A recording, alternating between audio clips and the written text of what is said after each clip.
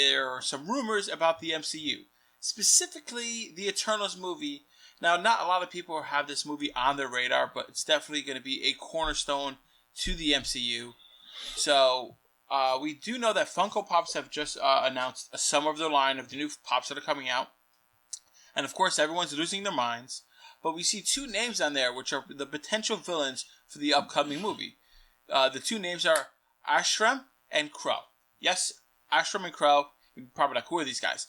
Ashram, he is the judge for the Eternals. So he's the one that goes to the planets, big, giant, red tin man, looks at the planets and says, all right, this planet is going to live or die, or the inhabitants are going to live and die. Then he gives the order to somebody else to kill it. Crow, he is the leader of the Deviants, an offshoot of the human race that are defective. Think of like mutants, but not as cool, right? The bad Eternals. Yeah, the bad guys. They're the bad guys. And the Eternals are like the perfect specimen of what humans should be, according to the Celestials.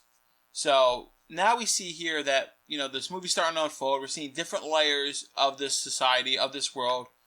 And a lot of us are, you know, building up our theories and how these people are going to play in. And Chris, I want to throw this to you because I know you've got a big theory that you just can't wait to tell people. So tell us that theory, and then we'll see if it holds any weight. Oh, it does. It's weighty. It's eating a lot. It's eating a lot. Yeah. Also, it involves like giant space gods, so that's a lot of weight. Ooh, space gods. So, so yeah, the Eternals overall is an interesting concept for the Marvel Universe right now. I think they are going to kind of, take over kind of the aspect that the Guardians have had. We know we're getting a Guardians 3, but that's kind of as far as we know. Okay. And we don't know how much more the Guardians are going to entail, right? That was more of the first major arc story of the space introductory Marvel Space Odyssey. Gamora was the daughter of Thanos. It's an easy connection you could deal with. Yeah. Now we're getting into Eternals, where, you know, obviously it's been delayed till February next year because of Corona, and they still have to get Black Widow out first. Correct. I think Eternals is going to set up a lot in this next major arc of the MCU. And now, what do you mean by setting up? What exactly would they be setting up? I ask, with knowing the answer. Yes, of course. I think they're going to be setting up the major kind of villain and archetype of this next wave of movies. I don't think they're doing Eternals because it's like, hey, we're going to try to get a hit like we did with Guardians, where it's kind of a team no one talks about or barely reads, and there's maybe like 80 to 95 Eternals books back from the 70s that Jack Kirby made. Well, I'm sure that might be added on, but I agree with you. It's not the main reason. Yeah, and I'm sure they're going to restart the book, right? But the main reason to me is what we've seen kind of already in the MCU, because everything's linear, whether it's, you know, the next arc that hasn't been done yet, or it's characters that don't exist yet. Everything somehow has to connect to the MCU. Mm-hmm. And the first thing is Celestials. Celestials we've seen in Guardians 1, where we see the guy, like, you know, the guy with the Power Stone, like, destroying a planet. Yeah, the giant purple guy with a giant mace, right? And he, like, just destroys everything. And the second one is also Guardians 2. It's both Guardians related. Peter Quill's dad, Ego the Living Planet, is defined as a celestial being. So these characters kind of open up the world, and some of the concept we've seen kind of opens that up too for Eternals. You also forgot to mention the planet Nowhere in Guardians is the head of a dead celestial. Yes, it is. So 100%. Go ahead. So what I was going to say is already we have these Easter eggs of celestial beings inside the Marvel Universe. And the idea of these gods essentially coming down to Earth and debating whether we live or die and interfering with the human genome, creating the Celestials, which, you know, are creating the Eternals, which are the main characters we're going to focus, and then an offshoot of the Deviants. Having that back and forth is going to be like a good old-fashioned mutant on mutant fight, but just on a grander scale because of how strong they are. But yeah, it's going to be interesting. The Celestials that we're setting up here, like, that could introduce us to these grander cosmic ideas and get people on board. Like you said, we saw Ego the Living Planet. This could easily open up the door for Galactus because he is a Celestial, and all these other characters that the MCU has to deal with. But this also could set up the foundation for the current timeline of like, okay, the Eternals are back, or a group of deviants are back, and they're like trying to claim power. There's so many things happen during this time period that you don't realize until you look back. Like, you've had the 1 million year BC Avengers, like, they've touched base with the Celestials and the Eternals back in their day. So it's definitely an easy setup for them. So I think that we're going to get a lot of cool fights. I think we're going to see Crow as the main antagonist. And I think we're going to see Ashram, the judge, kind of like towards the middle and end of it, with them dealing with these celestial beings, these godlike entities of giant red and green and multicolored armor.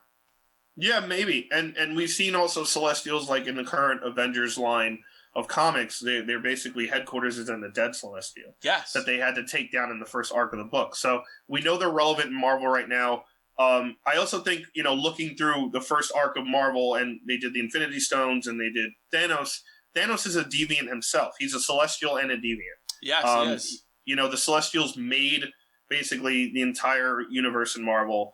They created the Eternals, who are actually eternal. They don't die. They've been on Earth for thousands of years. Mm-hmm. And the Deviants themselves. There's like a love triangle in that, where like almost like Capulets and Montagues, Deviant falls in love with Eternal. Things get bad because they're from different places and they hate each other. Mm-hmm. But also, I think we're going to see a lot of flashbacks in this Marvel universe.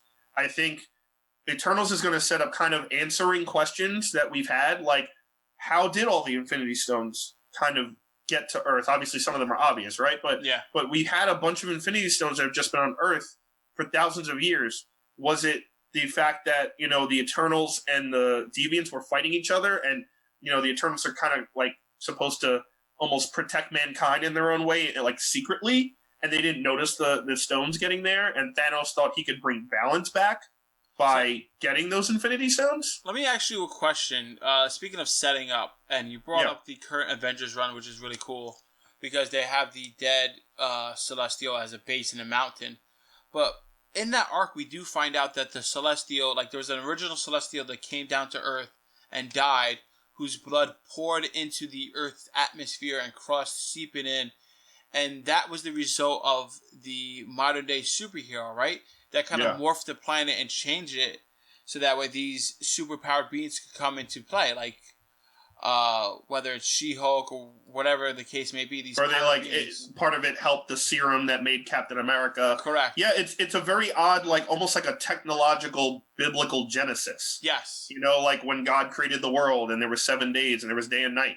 It had a little bit aspect of that, which, we just talked about present, right? And what we think the Eternals might be and what we think the Celestials and Deviants, and we talked about past, which can also relate to the movies, right? We Thor in the second Avengers movie kind of goes on a mental quest to figure out, this question of why are the Infinity Stones here, and that never really gets fleshed out. It never really gets finished because, oh crap, they're all here because this guy's killing everybody. So maybe we might find out stuff like why they came here and why Earth is such a hot spot for these things. But also looking towards the future, right? Of post Eternals and post things and how that connects to other things. Maybe the mutants, maybe Spider-Man and Venom, and maybe, in my opinion, who will be the big bad of this next major arc, Doctor Doom. I think I think the writing's on the wall. I think with Marvel having these meetings with John Krasinski is really clear, and talking about multiple movies with him. Me and Rob just talked about this last week. If you guys watched, we really can't see him as anybody but Mr. Fantastic in the Marvel Universe. Getting more back on track to the Eternals movie itself, right? And how that movie's going to play out itself. Yeah. I do think we're going to get that answer because the Earth was chosen for a reason for their science experiment. Because that's essentially what the Eternals and Deviants are. Celestials came down and messed with the human genome. Yeah. So I definitely think that because we're going to get Asherim, we're going to definitely get one of the big Celestials in this. We're definitely going to get the reason why Earth is so valuable. And maybe I think we're going to get multiple. Everything. I think we're going to have multiple Celestials. I think so too. I think there's in the comics, I think there's 20 or more. We've seen some concept art from Eternals where it's like, I don't think it's Earth, but it's a planet where like there's a bunch of Celestials just like kind of walking in frame. Yeah. I think that's going to have to do with kind of setting up this major arc, which is maybe the beginning of, like I said, a Doctor Doom story. We're kind of like getting to Secret Wars. They could even do this as the threat, like the Eternals themselves, right? These Iron Knight-looking people. That could even be an Avengers-level threat. They come back to Earth to judge us again, right? True. I don't know if that's a lasting one, though. Like, the way, like, Galactus is a name, right? I think it's like a one-off, like a Neutron. Like, if they do that kind of thing. That's how I would see it. I can see that, too. I can see the Eternals being, like... Sorry, the Celestials being, like, the Eternals threat. And then it grows bigger because they're like, we've been here protecting Earth and we're still blind to what's going on in the background, and the Eternals were judging us, and maybe Thanos was a test. You know, maybe they sent Thanos, who's Celestial / Deviant, to test Earth. And like Thor said in the second Avengers movie, having the stones here means that Earth is ready for a higher form of war.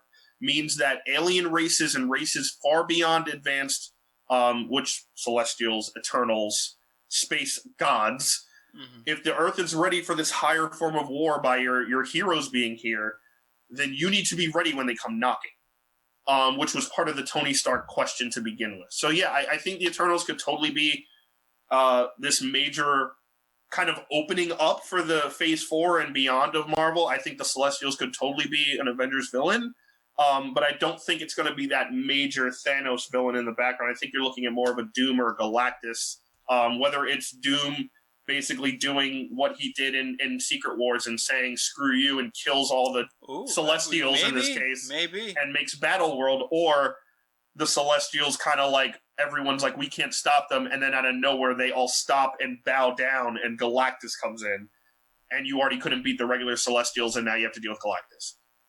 Who knows? A lot of great theories we have here. We're definitely excited and curious to see what your theories are for the Eternals movie.